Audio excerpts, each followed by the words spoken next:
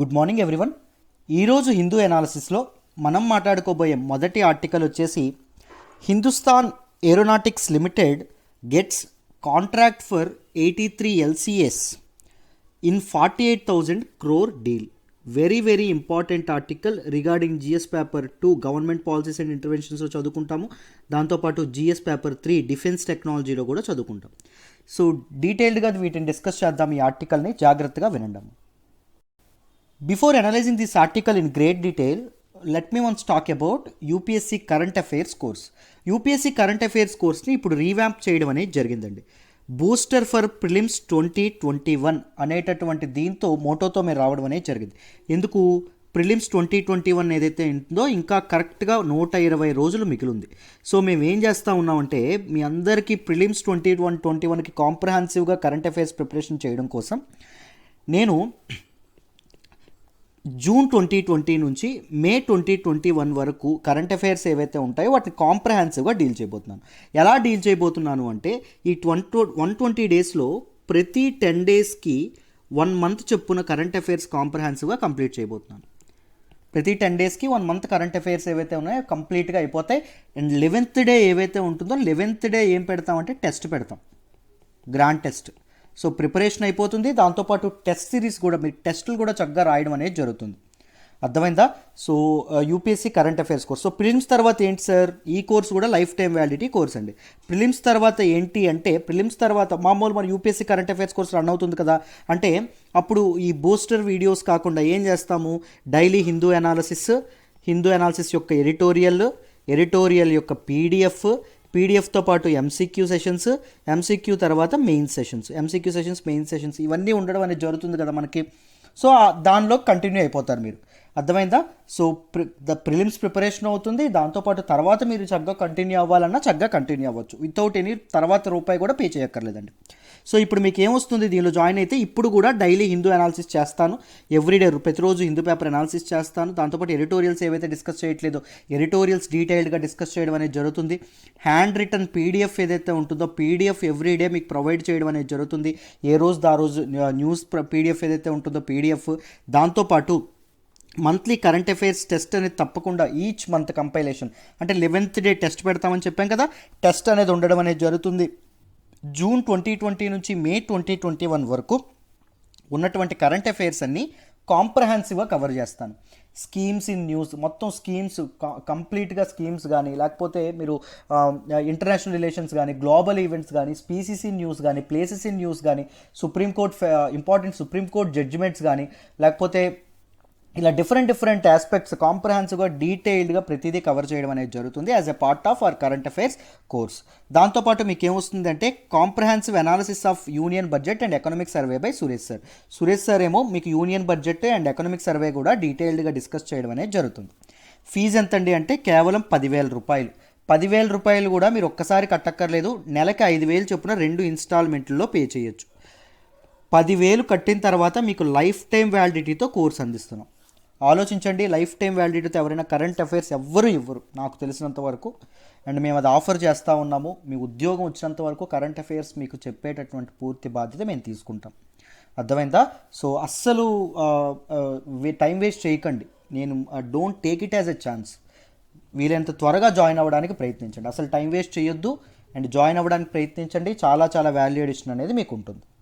అర్థమైందా? సో ఇప్పుడు UPSC infinity ఏదైతే ఉంటుందో దాని గురించి ఒకసారి మాట్లాడదాం.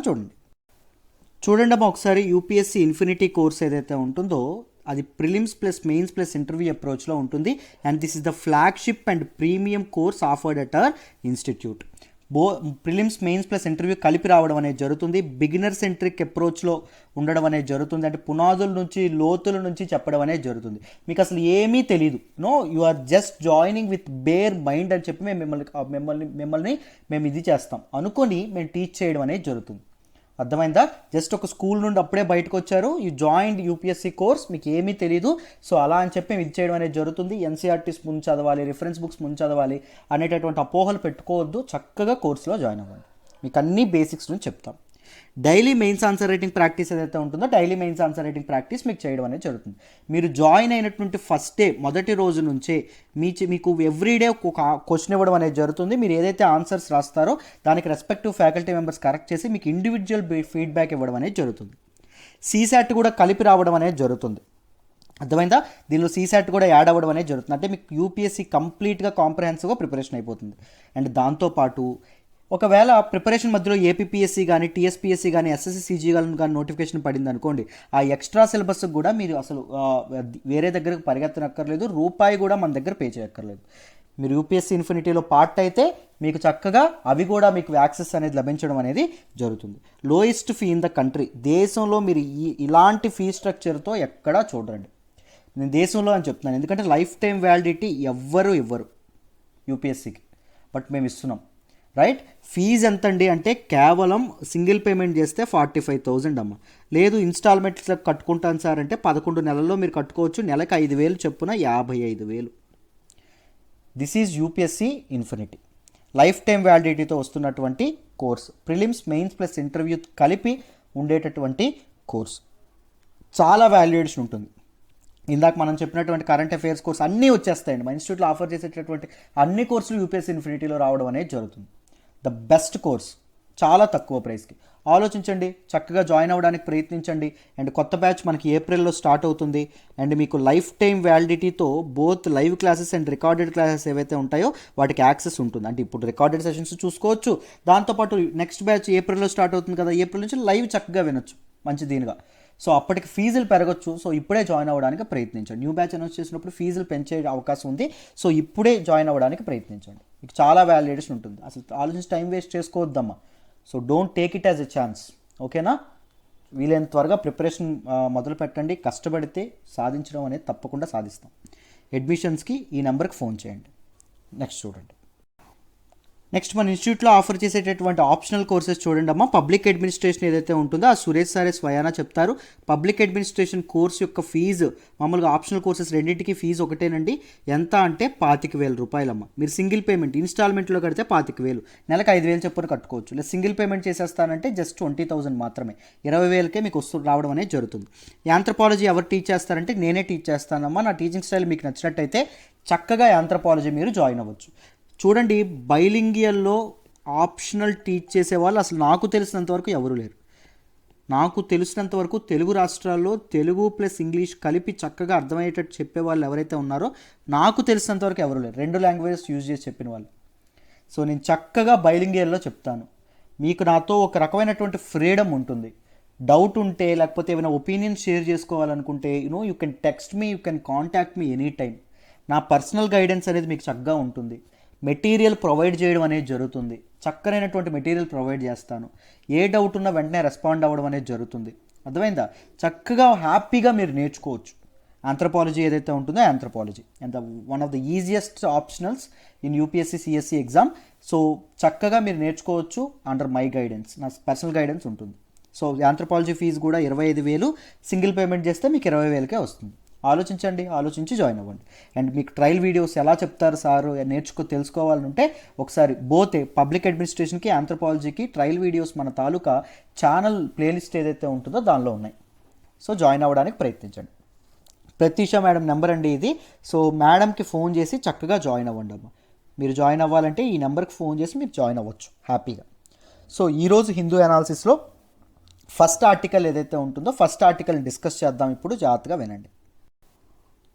రీసెంట్గా ఏం జరిగింది అంటే బెంగళూరులో 13th edition of aero India ఇదేదైతే ఉంటుందో షో ఏదైతే ఉంటుందో అది జరగడం అనేది జరిగింది. ఏరో ఇండియా ప్రోగ్రామ్ ఏదైతే ఉంటుందో దాని తాలూకా 13th ఎడిషన్ ఇది అవ్వడం అనేది జరిగిందమ్మా. అర్థమైందా? జరగడం అనేది కండక్ట్ చేయడం అనేది జరిగింది.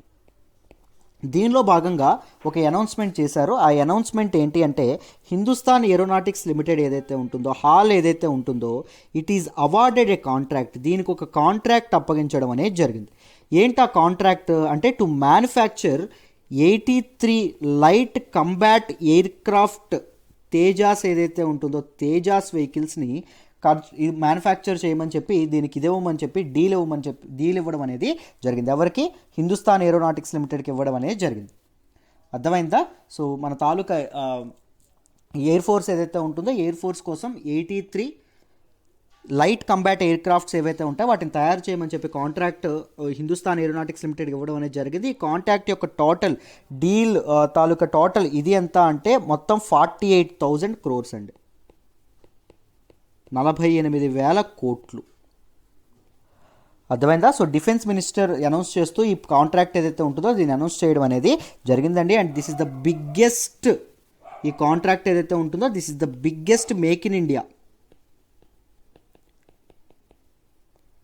ఇన్ ఇండియా డిఫెన్స్ కాంట్రాక్ట్ అండి. అర్థమైందా? ఈ ఫ్యాక్ట్స్ ఏవైతే ఉన్నాయో వీటిని గుర్తుపెట్టుకోవాలి. ఈ కాంట్రాక్ట్లో భాగంగా ఏం అప్పగించారు అంటే 73 LCA Tejas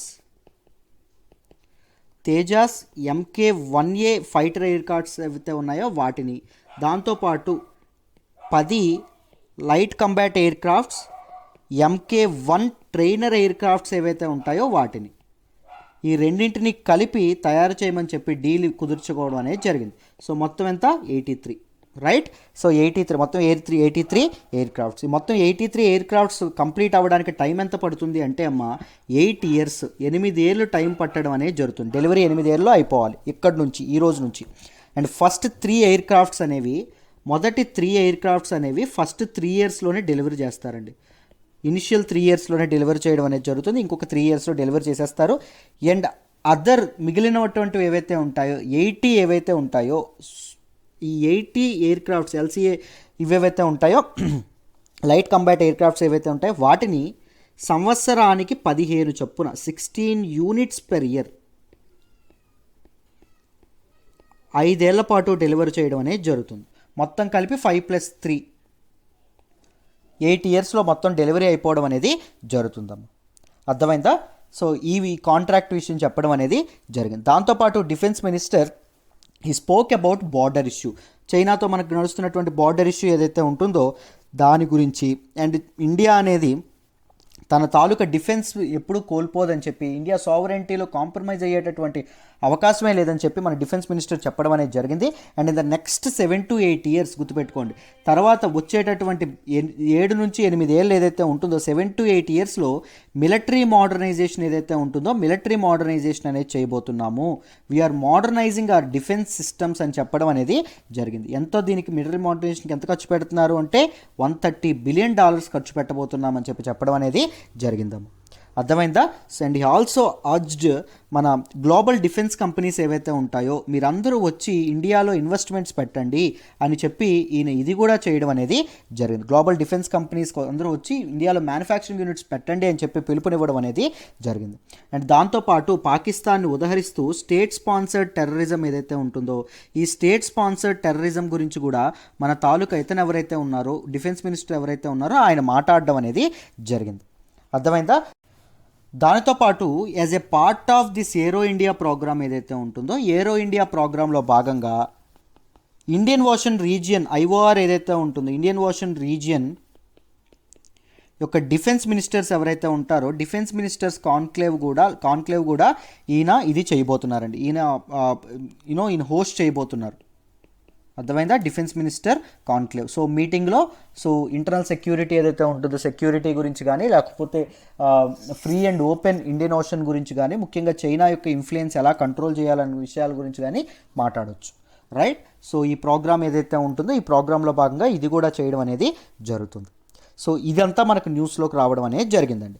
now let us look at Aero India program ఏదైతే ఉంటుందో దీని గురించి కొన్ని ప్రిలిమ్స్ లెవెల్ ఫ్యాక్ట్స్ ఏవైతే ఉంటాయో వీటిని తెలుసుకుందాము, జాగ్రత్తగా వినండి.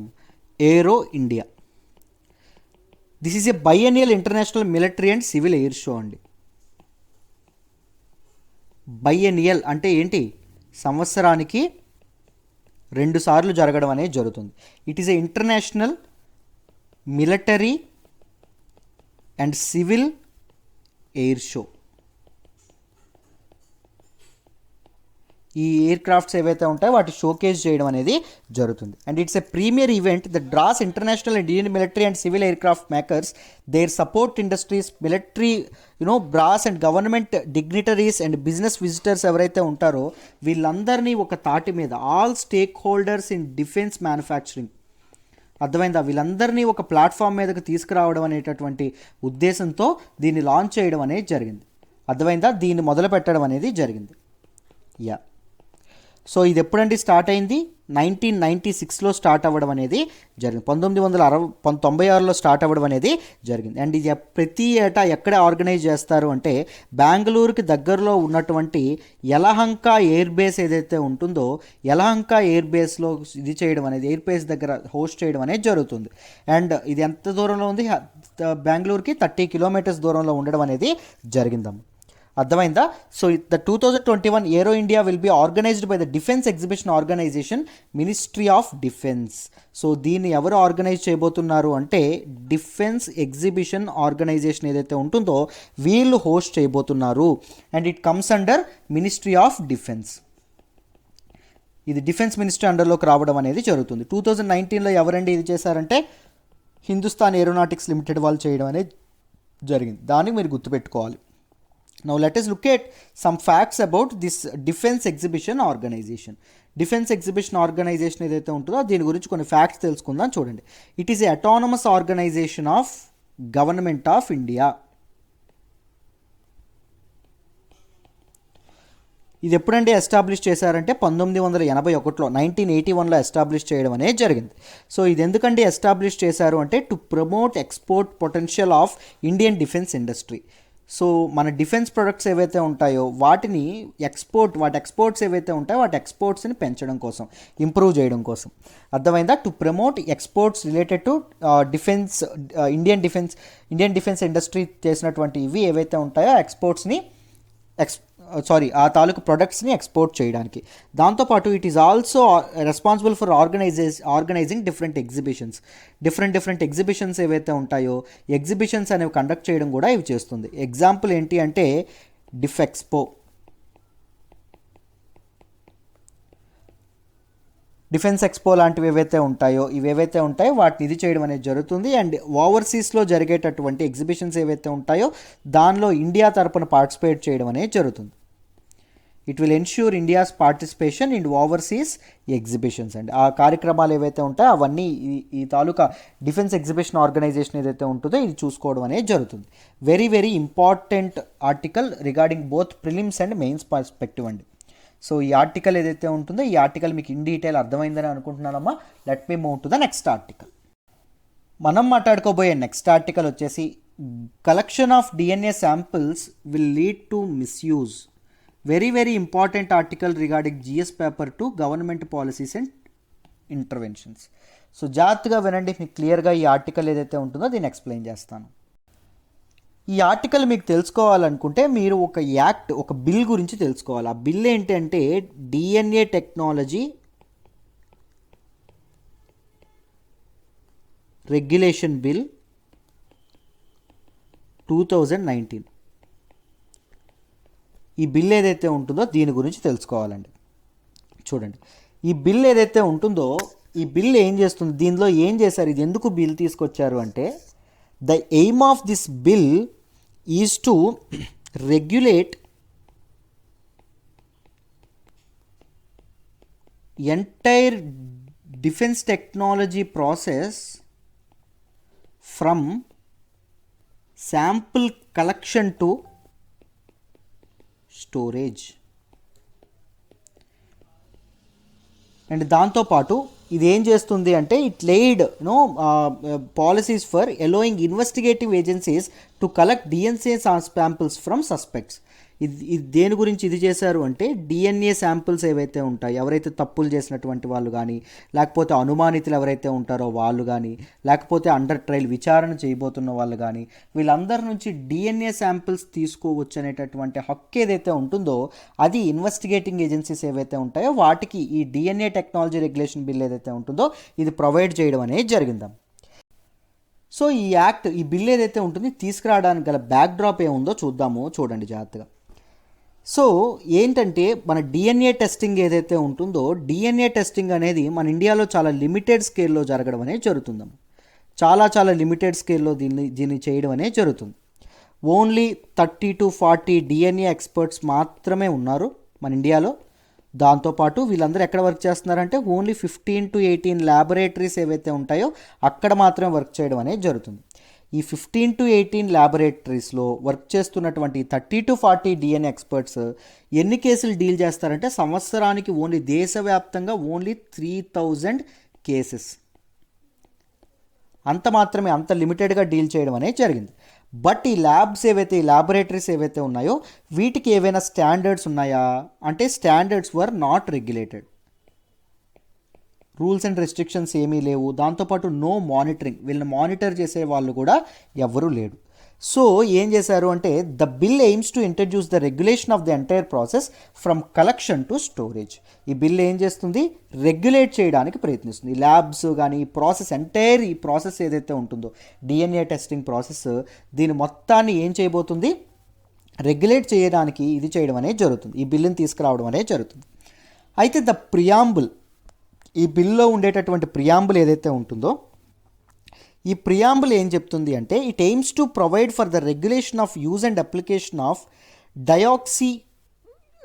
Dioxy ribonucleic acid. ఈ డిఎన్ఏ గురించి మీకు తెలిసే ఉంటుంది అనుకుంటున్నాను. Technology, DNA technology for the purpose of exhibiting identity of persons. గుర్తుపెట్టుకోండి, పర్సన్స్ యొక్క ఐడెంటిటీ ఏదైతే ఉంటుందో దాన్ని ఎగ్జిబిట్ చేయడానికి, అంటే ఆ వ్యక్తి మీద డిఎన్ఏ టెస్టులు చేయడానికి ఈ బిల్ ఏదైతే ఉంటుందో రైట్స్ ప్రొవైడ్ చేయడం అనేది జరుగుతుంది. ఆ వ్యక్తులు ఎవరై ఉండొచ్చు అంట, డిఎన్ఏ టెస్టింగ్ ఎవరి మీద చేయించవచ్చు అని చెప్పి ఇది చెప్తుంది ప్రియాంబుల్లో. అంటే విక్టిమ్స్, బాధితులు ఎవరైతే ఉంటారో బాధితులు, అఫెండర్స్, నేరగాళ్ళు ఎవరైతే ఉంటారో నేరగాళ్ళు, తప్పు చేసిన వాళ్ళు ఎవరైతే ఉంటారో తప్పు చేసిన వాళ్ళు, సస్పెక్ట్స్, అనుమానితులు ఎవరైతే ఉంటారో అనుమానితులు, అండర్ ట్రయల్స్, విచారణ కాబడుతున్న వాళ్ళు ఎవరైతే ఉంటారో విచారణ కాబడుతున్న వాళ్ళు, మిస్సింగ్ పర్సన్స్ ఎవరైతే ఉంటారో మిస్సింగ్ పర్సన్స్, దాంతోపాటు అన్నోన్ డిసీజ్డ్ పర్సన్స్, అనాథ శవాలు లాంటివి దొరుకుతూ ఉంటాయి కదా.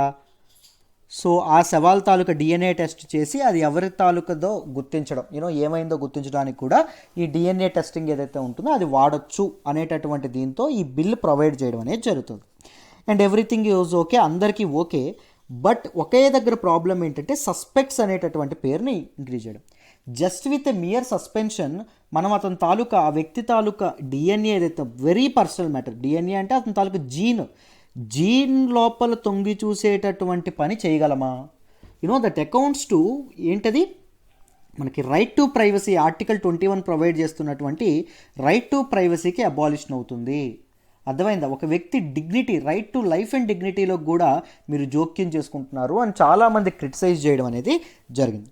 మన తాలూకా ఈ డిఎన్ఏ టెక్నాలజీ బిల్ ఏదైతే ఉంటుందో దీనిలో ఇంకొకటి ఏం తీసుకొచ్చారు అంటే national and regional DNA data banks. DNA data banks ఏవైతే ఉంటాయో డిఎన్ఏ డేటా బ్యాంక్స్ కూడా ఇంట్రడ్యూస్ చేయడం అనేది జరిగిందండి. డిఎన్ఏ డేటా బ్యాంక్స్ ఏవైతే ఉంటాయో డిఎన్ఏ డేటా బ్యాంక్స్ని కూడా ఇది చేయడం అనేది జరిగింది. దాంతోపాటు దీనికి ఇది చేయడానికి ఒక డిఎన్ఏ బోర్డు ఏదైతే ఉంటుందో, డిఎన్ఏ రెగ్యులేషన్ బోర్డు ఏదైతే ఉంటుందో దాన్ని కూడా ఒకటి ఇంట్రడ్యూస్ చేయాలనుకున్నారండి. ద ప్రైమరీ ఇంటెండెడ్ పర్పస్ ఏంటి అంటే expanding the application of DNA based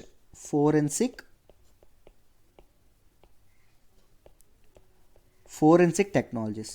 ఈ DNA based forensic technologies justice delivery సిస్టంలో సరైన న్యాయం అందించడానికి హెల్ప్ చేయాలి.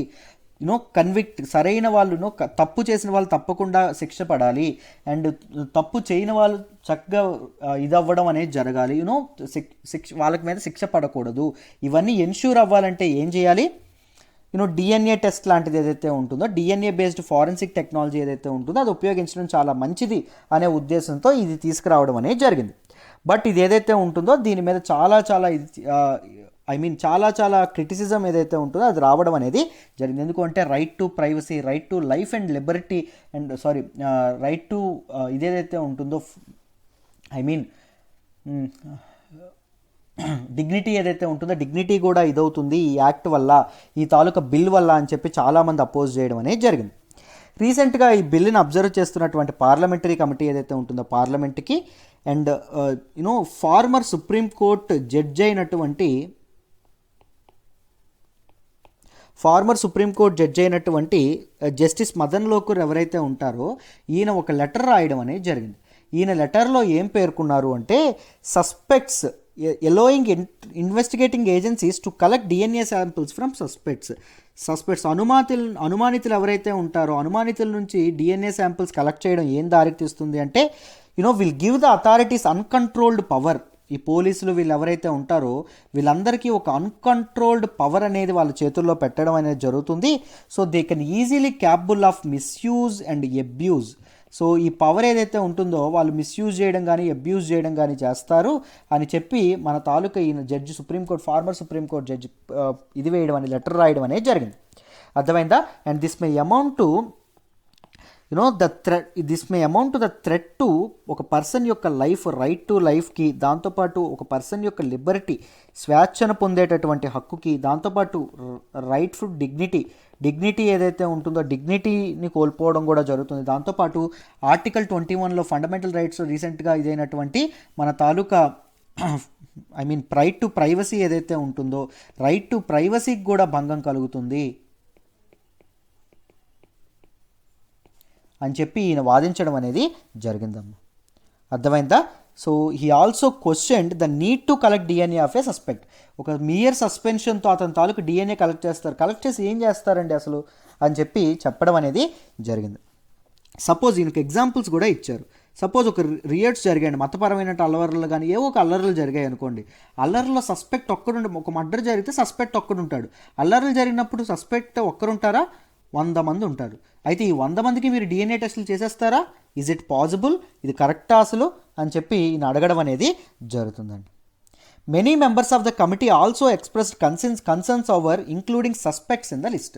సస్పెక్ట్స్ అనేటటువంటిది ఏదైతే ఉంటుందో అఫెండర్స్ లేకపోతే అండర్ ట్రయల్ లేకపోతే వీళ్ళందరినీ ఇంక్లూడ్ చేశారు కరెక్టే, బట్ సస్పెక్ట్స్ అనేది ఇంక్లూడ్ చేయడం మాత్రం కరెక్ట్ కాదు అని చెప్పడం అనేది జరిగింది. ఇట్ వుడ్ లీడ్ టు మిస్యూజ్కి లీడ్ చేస్తుందని చెప్పడం అనేది జరిగింది.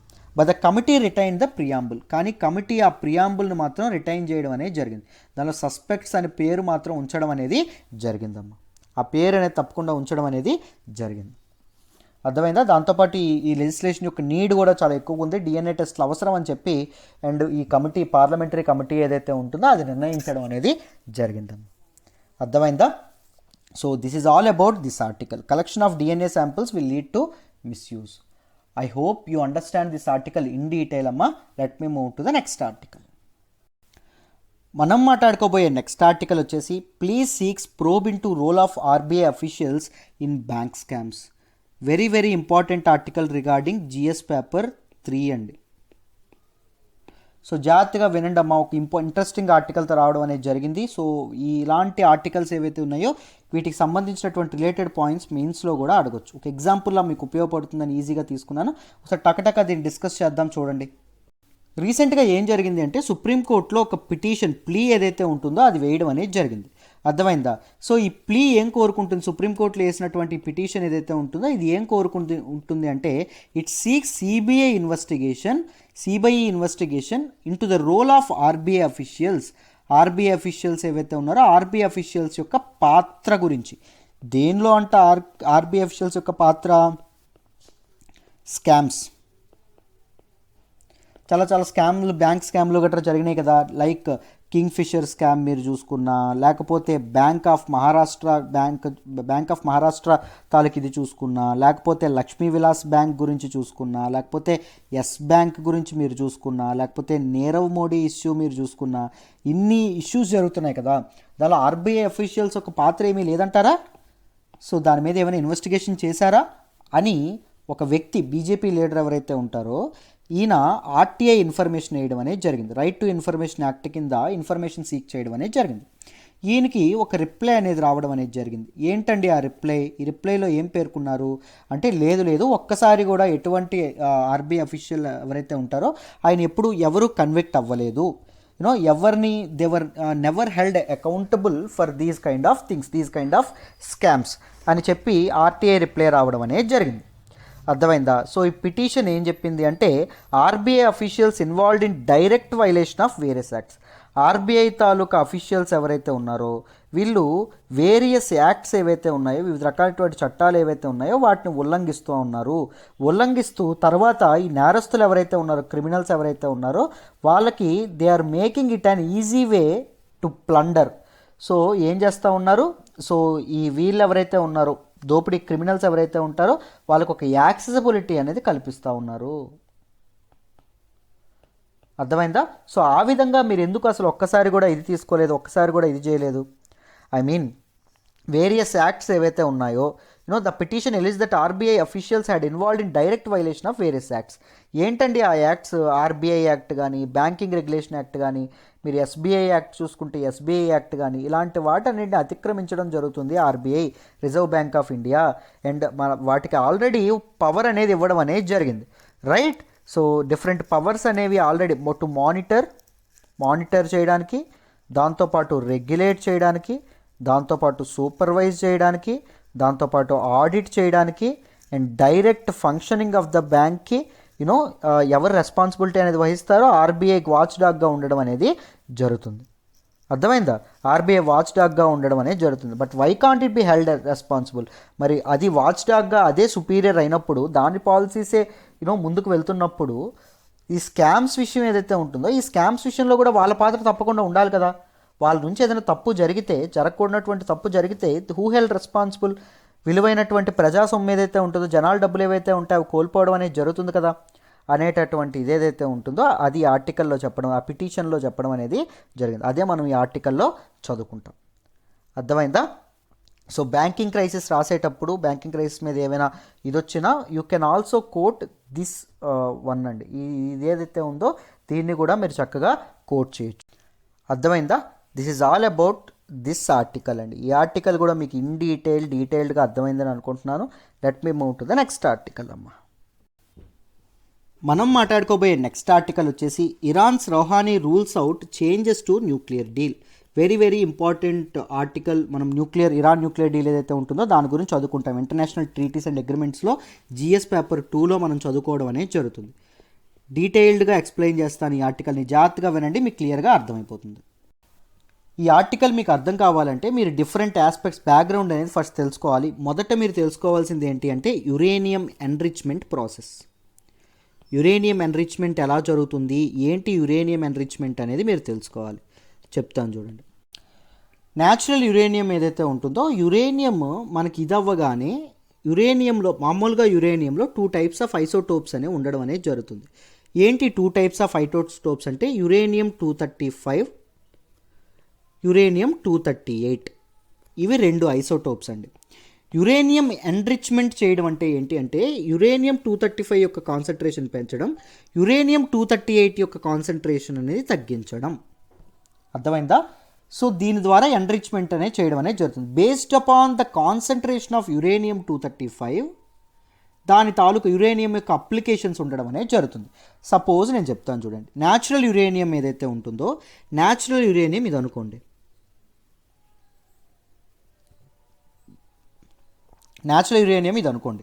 దీనిలో యురేనియం 235% ఓన్లీ 0.7% మాత్రమే ఉంటుంది. మిగిలిందంతా ఏముంటుందండి? మన తాలూకా 99.3% ఏది ఉంటుంది అంటే యురేనియం 238 ఉండడం అనేది జరుగుతుంది. సో ఈ 0.7% ఉంది కదా, దీన్ని పెంచడం ఏదైతే ఉంటుందో, ఇది పెరుగుతుంటే ఇదేమవుతుంది? ఆటోమేటిక్గా తగ్గిపోతూ ఉంటుంది. అవునా కదా? యురేనియం 238 లెవెల్ తగ్గిపోతూ ఉంటుంది. ఆ పెంచడం ఏదైతే ఉంటుందో దాన్నే యురేనియం 238 అంటాం. ఇప్పుడు నెక్స్ట్ ఇప్పుడు న్యాచురల్ అయిపోయింది కదా, లో ఎన్రిచ్డ్ యురేనియం ఏదైతే ఉంటుందో అది తెలుసుకుందాం. చూడండి, ఈ లో ఎన్రిచ్డ్ యురేనియం ఏదైతే ఉంటుందో దీనిలో ఏముంటుంది అంటే, జాగ్రత్తగా వినండి, 5% ఆఫ్ యురేనియం 235 ఉండడం అనేది జరుగుతుంది. 0.7 నుంచి 5%కి పెంచడం అనేది జరిగింది. మిగిలిందంతా ఏముంటుంది? యురేనియం 238 ఉండడం అనేది జరుగుతుంది. అర్థమైందా? 5%. Next high enriched uranium 230 uranium ఏదైతే ఉంటుందో దానిలో ఎంత ఉంటుంది అంటే 20% ఉంటుంది యురేనియం 235. చూసారు, యురేనియం 235 పెంచుకుంటూ పోతే ఎన్రిచ్మెంట్ అనేది పెరుగుతుంది. నెక్స్ట్ వెపన్ గ్రేడ్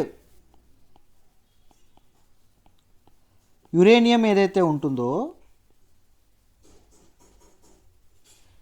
దీనిలో ఎంత ఉంటుంది యురేనియం 235 కాన్సన్ట్రేట్ అంటే 90% ఉండడం అనేది జరుగుతుంది, 90% ఉండడం అనేది జరుగుతుంది. అర్థమైందా? యురేనియం 235 కాన్సన్ట్రేషన్ పెంచుతూ ఉంటే దాని తాలూకా ఇది కూడా పెరిగిపోతూ ఉంటుంది, ఎన్రిచ్మెంట్ కూడా పెరిగిపోతూ ఉంటుంది. అర్థమైందా? సో ఈ లో ఎన్రిచ్డ్ ఏవైతే ఉంటాయో ఇవి ఎందుకు వాడతారు అంటే కమర్షియల్ న్యూక్లియర్ పవర్ ప్లాంట్స్ ఏవైతే ఉంటాయో న్యూక్లియర్ పవర్ ప్లాంట్స్లో వీటిని వాడడం అనేది జరుగుతుంది, దీన్ని లో ఎన్రిచ్డ్. ఇప్పుడు హై ఎన్రిచ్డ్ ఏదైతే ఉంటుందో హై ఎన్రిచ్డ్ దాన్ని దేనికి వాడతారంటే న్యూక్లియర్ రీసెర్చ్ రియాక్టర్స్ ఏవైతే ఉంటాయో న్యూక్లియర్ రీసెర్చ్ రియాక్టర్స్లో వాడడం అనేది జరుగుతుంది. అండ్ ఇది చూసుకుంటే మీకు పేరులోనే ఉంది, న్యూక్లియర్ బాంబ్స్ లాంటివి తయారు చేయడానికి ఇది వాడడం అనేది జరుగుతుంది. సో ఇప్పుడు మనకి ఇరాన్ న్యూక్లియర్ డీల్ ఏదైతే ఉంటుందో దీని గురించి తెలుసుకుందామో చూడండి. అసలు ఏంటి ఇరాన్ న్యూక్లియర్ డీల్ అని. ఈ ఇరాన్ న్యూక్లియర్ డీల్ ఎందుకు చేశారు అంటే ఇరాన్ ఏదైతే ఉంటుందో ఇరాన్ తన ఎన్రిచ్మెంట్ ఏదైతే ఉంటుందో ఎన్రిచ్మెంట్ అనేది కట్టడి చేయడానికి, ఇరాన్ న్యూక్లియర్ ఎన్రిచ్మెంట్ ఏదైతే ఉంటుందో దాన్ని కంట్రోల్ చేయడానికి ఈ డీల్ ప్రకారంగా ఏం చేశారంటే ఇరాన్ 3.67% కంటే ఎక్కువ ఎన్రిచ్మెంట్ అనే చేయకూడదు, అంటే లో ఎన్రిచ్డ్ కూడా వీల్లేదన్నట్టు. అర్థమైందా? ఓన్లీ 3.67% ఆఫ్ యురేనియం 235 ఎన్రిచ్మెంట్ వరకే వెళ్ళాలి, అక్కడ నుంచి దాని తర్వాత ఎన్రిచ్మెంట్ అనేది చేయకూడదు. అర్థమైందా?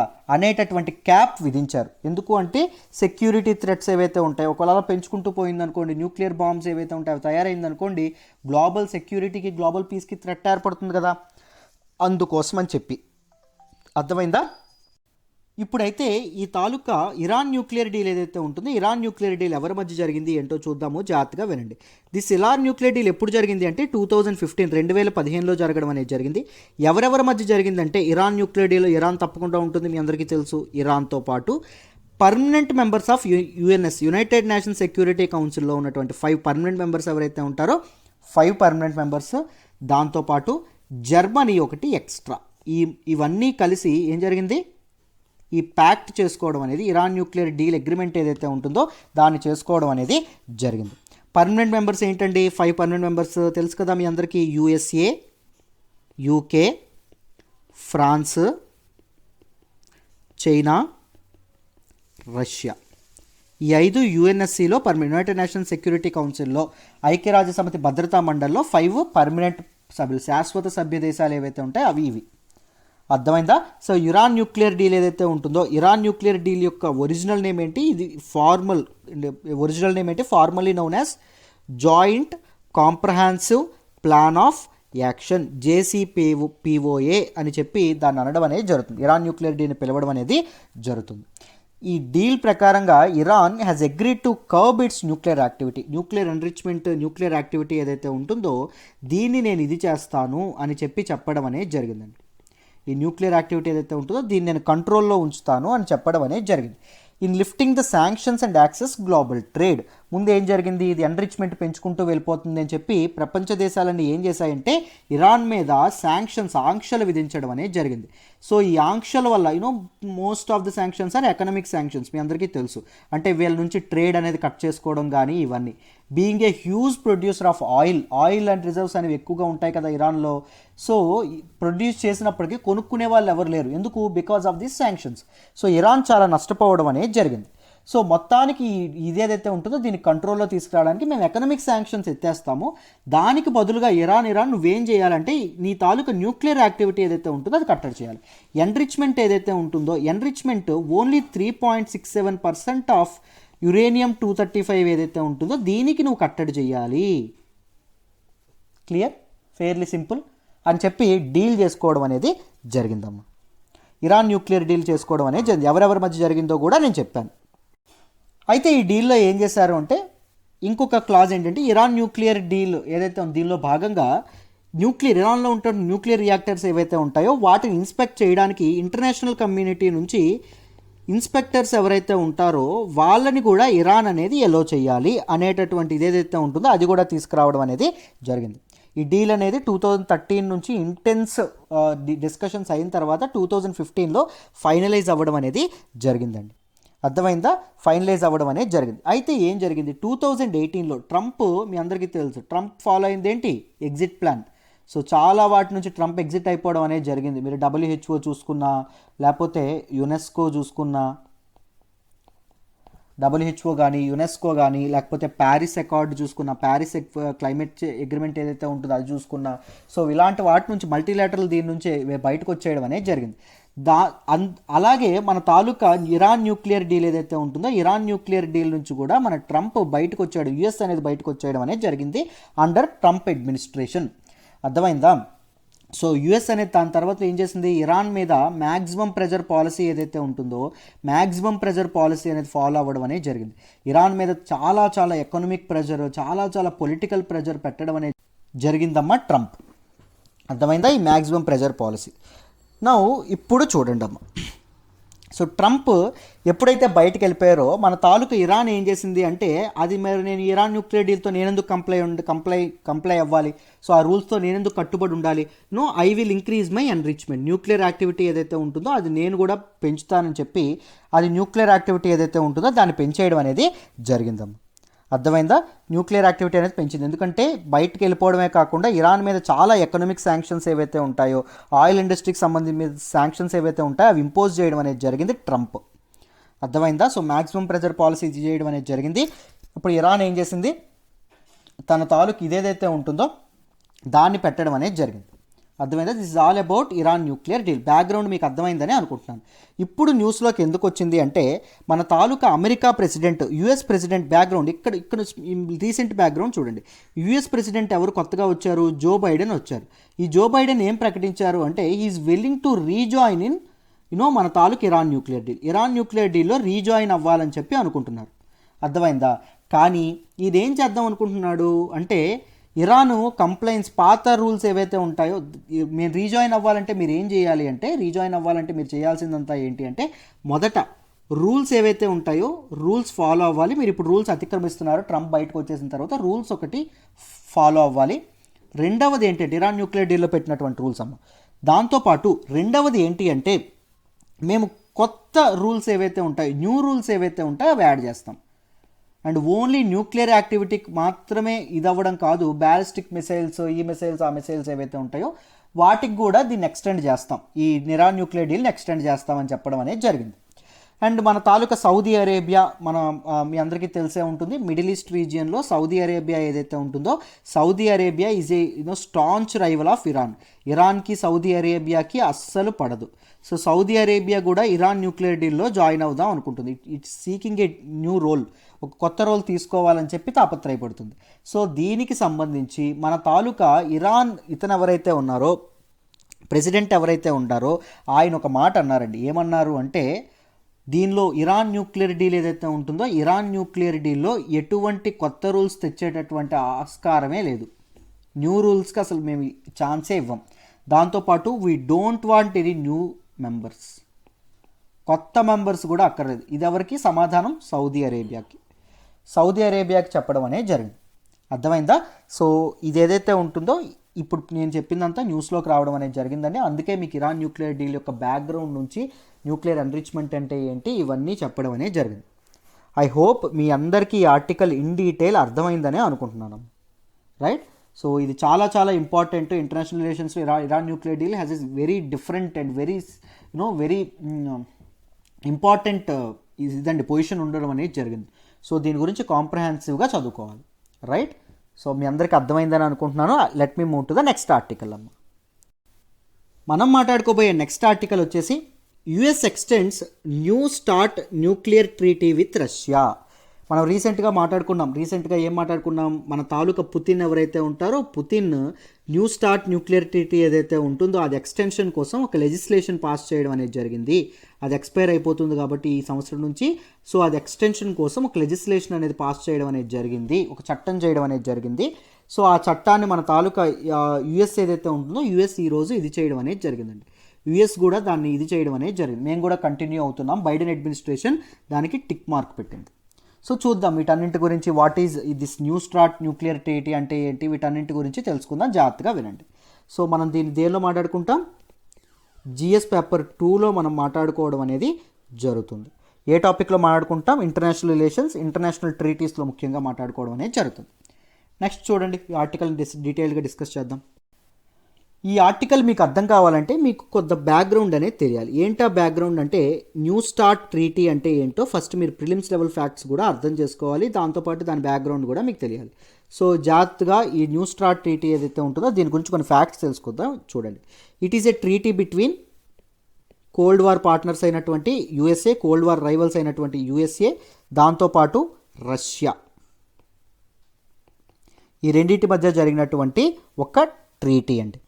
అండ్ ఇది ఎందుకు ఇది చేయడం అనేది జరిగింది, ఎందుకు ఈ ట్రీటీ అనేది దేనికి సంబంధించినటువంటి ట్రీటీ అంటే for limiting strategic offensive arms. Both sides strategic and offensive arms ఏవైతే ఉంటాయో వాటిని కంట్రోల్ చేయడానికి, రెండు సైడ్స్ నుంచి, టూ సైడ్స్ నుంచి. అర్థమైందా? సో దానికోసం ఇది ఎప్పుడంటే ఎన్ఫోర్స్ అయింది అంటే 5th Feb 2011 బరాక్ ఒబామా తాలూకా ఇదేదైతే గవర్నమెంట్ ఏదైతే అడ్మినిస్ట్రేషన్లో ఇది అవ్వడం అనేది జరిగింది 5th February 2011. It is a successor of the start framework of 1991.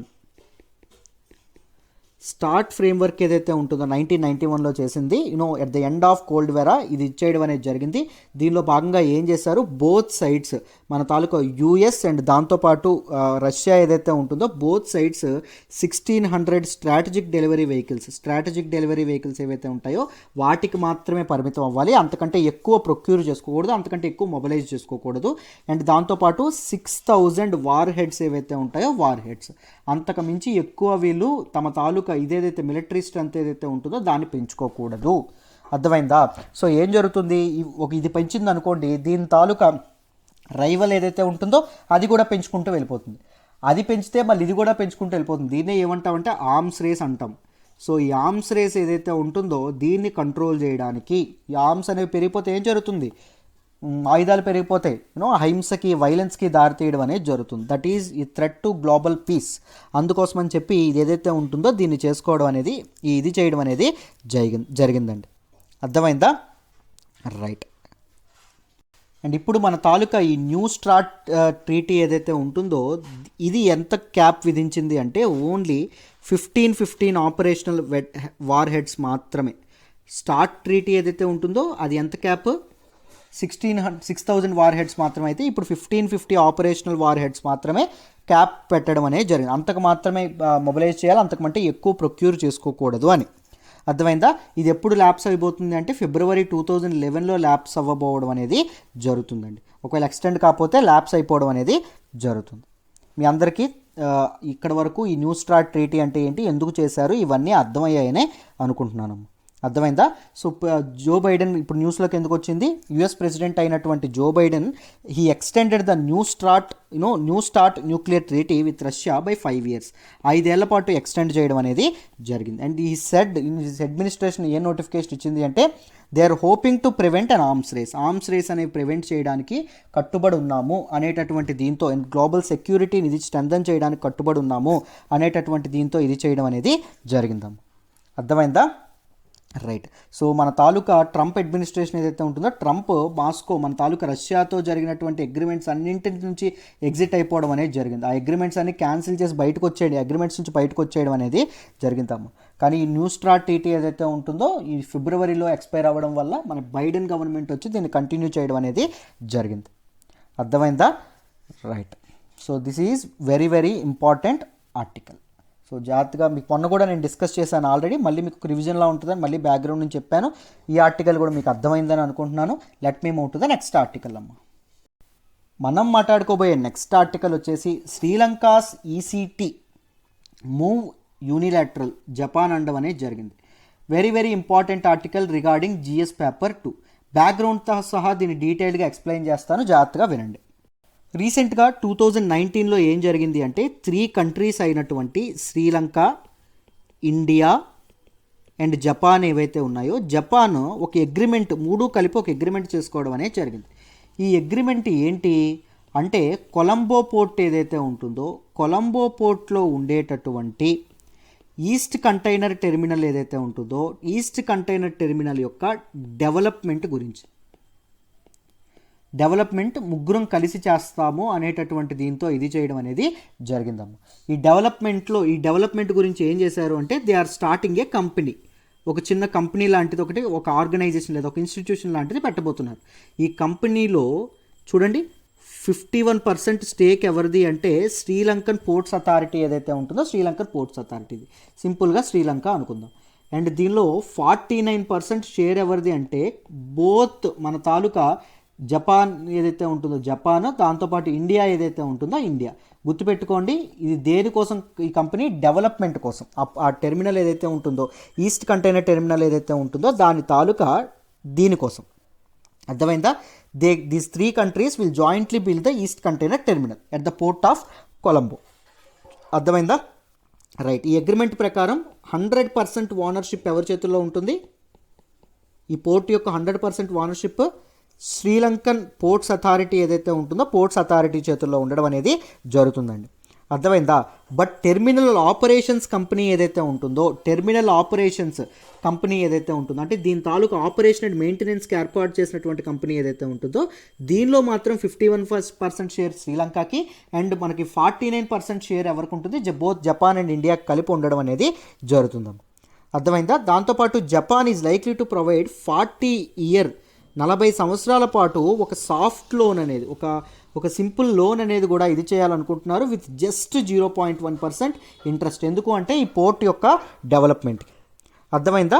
దీనికోసం ఈ పోర్ట్ అనేది ఎందుకు అంత ఇంపార్టెంట్ మనకి, ముఖ్యంగా మనకి చాలా చాలా హై ప్రయారిటీ పోర్ట్ అండి. ఎందుకు అంటే ఓవర్ 70% కంటే ఎక్కువ ట్రాన్స్షిప్మెంట్ బిజినెస్ ఏదైతే ఉంటుందో, బిజినెస్ మన ఇండియాతో జరిగేటటువంటి బిజినెస్, మనం ఎక్స్పోర్ట్ చేసేటటువంటి గూడ్స్ కావచ్చు, లేకపోతే బయట దేశాల నుంచి వచ్చేటటువంటి గూడ్స్ కావచ్చు, ఇవి ఎక్కడ బిజినెస్ ఎక్కడ ఇది అవ్వడం అనే సెంటర్ ఏంటి అంటే దిస్ ఈసీటీ అండి. మన తాలూకా బిజినెస్లో టోటల్ బిజినెస్లో ఎక్స్పోర్ట్ అండ్ ఇంపోర్ట్ ట్రేడ్లో 70% of the transshipment business at the strategically located ECT is linked to India. అర్థమైందా? మన టోటల్ మనం షిప్స్తో చేసేటటువంటి నౌకాయానం ద్వారా చేసేటటువంటి వాణిజ్యం ఏదైతే ఉంటుందో దాని 70%కి సెంటర్ ఎవరు? ఈ మన తాలూకా ఇదండి ఈసీటీ. దీని మీద సాఫ్ట్ పవర్ అనేది మనం తెచ్చుకున్నాం అనుకోండి, దీని మెయింటెనెన్స్ అండ్ డెవలప్మెంట్ మనకి చాలా చాలా ఉపయోగపడడం అనేది జరుగుతుంది కదా, రైట్? కానీ ఈసీటీ నుంచి తర్వాత చెప్తాను ఏం జరిగిందో. నెక్స్ట్ చూడండి, దాంతోపాటు ఏంటి అంటే మీకు ఇండియన్ ఓషన్ రీజియన్లో ఏం జరుగుతుంది అంటే ఎవరి తాలూకా ఇది పెరుగుతుంది ఇన్ఫ్లుయెన్స్, మన తాలూకా చైనా యొక్క ఇన్ఫ్లుయెన్స్ పెరుగుతుంది. సో చైనా యొక్క ఇన్ఫ్లుయెన్స్ కట్టడి చేయాలంటే బోత్ మన తాలూకా జపాన్ అండ్ ఇండియా ఈ తాలూకా పోర్ట్ ఏదైతే ఉంటుందో ఒక స్ట్రాటజికల్ లొకేషన్లో ఈ పోర్ట్ మెయింటైన్ చేయడం అనేది చాలా అవసరం. అర్థమైందా? ఎందుకు అంటే ఒకవేళ వీళ్ళు తీసుకోపోతే చైనా ఏం చేస్తుంది? By using its deep pockets, దాని తాలూకా డబ్బులు ఎక్కువ ఉన్నాయి, బాగా ఎక్కువ ఉన్నాయి చైనాకి. సో చైనా అనేది ఏం చేస్తుంది? తన తాలూకా డెట్ ట్రాప్ పాలసీతో ద్వారా ఇదేదైతే ఈ టెర్మినల్స్ ఏవైతే ఉంటాయో ఇవి లాగేసుకుంటుంది. లాగేసుకుని ఏం చేస్తుంది? ఇండియా మీద స్ట్రాటజికల్గా దాడి చేయొచ్చు, ఎకనామికల్గా దాడి చేసి తర్వాత స్ట్రాటజికల్గా దాడి చేయొచ్చు. ఏం చేస్తుంది? ఒకవేళ ఈ పోర్ట్ చైనాది అయింది అనుకోండి, ఏం జరుగుతుంది? మన మన మన ట్రేడ్ ఏమో 70% ట్రేడ్ ఏమో ఇదే సెంటర్గా ఉండడం అనేది జరిగింది. ఏం చేస్తుంది? మనకి ఆ గూడ్స్ ఏవైతే ఉంటాయో వాటిలో ఏవైనా డ్యూటీస్ వేయడం కానీ, ట్యాక్స్లు వేయడం కానీ, లేకపోతే ఏవైనా హోల్డ్లో పెట్టడం కానీ, ఇలాంటివి చైనా చేసేటటువంటి అవకాశం ఉంటుంది. అర్థమైందా? దాంతోపాటు ఇండియన్ ఓషన్ రీజియన్లో దాని తాలూకు కమాండ్ ఏదైతే ఉంటుందో కమాండ్ పెరిగేటటువంటి అవకాశం కూడా ఉంటుంది. అర్థమైందా? సో అది మనకి ప్రాబ్లం కదా. సో అందుకే బోత్ జపాన్ అండ్ ఇండియా రెండూ కలిపి ఇది నిజంగా ఒక స్ట్రాటజికల్, ఒక very high priority port terminal development అని చెప్పి అనుకోవడం అనేది జరిగింది. ఈ అగ్రిమెంట్ని సీరియస్గా తీసుకున్నాం. బట్ కానీ ఏం జరిగింది అంటే శ్రీలంకలో ఆ పోర్ట్ తాలూకా వర్కర్స్ ఎవరైతే ఉన్నారో ఆ వర్కర్స్ ప్రొటెస్ట్ చేయడం మొదలుపెట్టారండి. తీవ్రమైనటువంటి నిరసనలు వ్యక్తం చేయడం అనేది మొదలుపెట్టారు. ఈ ప్రొటెస్ట్ని కంట్రోల్ చేయడంలో భాగంగా మన తాలూకా శ్రీలంకన్ గవర్నమెంట్ ఏం చేసింది అంటే మన ఇండియాతో కానీ జపాన్తో కానీ డిస్కస్ చేయకుండా ఈ అగ్రిమెంట్ని కొట్టిపడేసింది. అగ్రిమెంట్ అసలు చెల్లదు. డెవలప్మెంట్ కూడా కంప్లీట్గా ఎవరు చేస్తారు? 100% ఈ డెవలప్మెంట్ కంపెనీలో 100% ఓనర్షిప్ ఎవరికి ఉంటుంది? శ్రీలంకన్ పోర్ట్స్ అథారిటీకి ఉండడం అనేది జరుగుతుంది. మరి అగ్రిమెంట్ చేసుకున్న వాళ్ళ సంగతి ఏంటండి? కష్టం కదా. సో దీనికి రీజన్ చెప్పమంటే ఏం చెప్పింది అంటే దోస్ పీపుల్, ముఖ్యంగా జపాన్ అండ్ ఇండియా ఎవరైతే ఉంటారో మేము పెట్టినటువంటి టర్మ్స్ అండ్ కండిషన్స్ ఏవైతే ఉంటాయో ఆ టర్మ్స్ అండ్ కండిషన్స్కి ఒప్పుకోవట్లేదు అని చెప్పి శ్రీలంక చెప్పడం అనేది జరిగింది. But what is the real reason? ఒకవేళ నిజంగా ఈ డీల్తో కంటిన్యూ అయితే ప్రొటెస్ట్ ఇంకాస్త ఎక్కువ అవుతాయి. సో పొలిటికల్గా వాళ్ళకి నష్టం ఉంటుంది గవర్నమెంట్కి, శ్రీలంకన్ గవర్నమెంట్కి. సో అందుకోసం అని చెప్పి ఈ డెసిషన్ తీసుకోవడం అనేది జరిగింది. ఎవరు అంటే శ్రీలంక. అర్థమైందా? మామూలుగా ఇది కూడా చెప్పారండి, ప్రొటెస్ట్ పాపం వాళ్ళు కూడా ప్రొటెస్టర్స్ ఎవరైతే చేస్తున్నారో worker unions, port worker unions వాళ్ళకి నచ్చజెప్పే ప్రయత్నం చేశారు. మనం ఏం చేయట్లేదు, బయట వాళ్ళు వచ్చి మన కంట్రీలో పెట్టుబడులు పెడుతున్నారు, మనం వాటాలు ఏం అమ్మట్లేదు అని చెప్పి చెప్పడం అనేది జరిగింది. బట్ స్టిల్ వర్కర్స్ వినిపించుకోకుండా ప్రొటెస్ట్ చేయడం అనేది జరిగింది. ఈ ప్రొటెస్ట్లో ప్రొటెస్ట్ అనేవి సీరియస్ అవ్వడంతో యూనో ఈ ECT east Coast terminal east container terminal ఏదైతే ఉంటుందో, ఈ ఈస్ట్ కంటైనర్ టెర్మినల్లో మన తాలూకా ఇదేదైతే ఉంటుందో, I mean both India and Japan ఏవైతే ఉంటాయో వాటి తాలూకా రోల్ అసలు ఏమీ లేదు, కంప్లీట్ రోల్ అంతా శ్రీలంకన్ పోర్ట్స్ అథారిటీదే అని చెప్పి మన శ్రీలంక ఏదైతే ఉంటుందో అది చెప్పడం అనేది జరిగిందమ్మా. సో ఇప్పుడు న్యూస్లోకి ఎందుకు వచ్చింది అంటే, శ్రీలంక తీసుకున్నటువంటి యూనిలాటరల్ అంటే ఏకపక్షంగా తీసుకున్నటువంటి నిర్ణయం ఏదైతే ఉంటుందో ఈ డెసిషన్కి జపాన్ అనేది సీరియస్గా రియాక్ట్ అవ్వడం అనేది జరిగింది. ఈవెన్ ఇండియా కూడా, ఇండియన్ అంబాసిడర్ కూడా మన తాలూకా శ్రీలంకన్ ప్రెసిడెంట్స్ వీళ్ళతో ఎవరైతే ఉన్నారో వీళ్ళతో మీటింగ్స్ కూడా పెడుతున్నారండి. Because that terminal is of high priority to us. ఎందుకంటే దగ్గరగా ఉన్నటువంటి టెర్మినల్లో ఏం జరిగింది, చైనా ఓన్ చేసుకోవడం అనేది జరిగింది. సో దీన్ని కూడా చైనా అనేది ఓన్ చేసుకుంటే చాలా చాలా థ్రెట్. సో ఇండియన్ ఓషన్ రీజియన్లో మన తాలూకు హోల్డ్ అనేది పోయేటటువంటి అవకాశం ఉంటుంది, రైట్? స్ట్రాటజికల్గా కూడా, దాంతోపాటు ఎకనామికల్గా కూడా మనకు అది చాలా చాలా ఇంపార్టెంట్. బట్ శ్రీలంకన్ గవర్నమెంట్ ఏం చేసింది అంటే, సో మామూలుగా ఇది ఈసీటీ ఇవ్వలేకపోతున్నాం కదా, ఈస్ట్ కంటైనర్ టెర్మినల్ ఇవ్వలేకపోతున్నాం కదా, మేము ఏం చేస్తున్నాం అంటే, ఏం చేయాలనుకుంటున్నాం, దీనికి కంపెన్సేషన్గా 35 years వరకు వెస్ట్ కంటైనర్ టెర్మినల్ ఏదైతే ఉంటుందో అది ఇస్తాము, దాన్ని డెవలప్మెంట్కి దానికి ఇది చేయండి అని చెప్పి అంటుంది.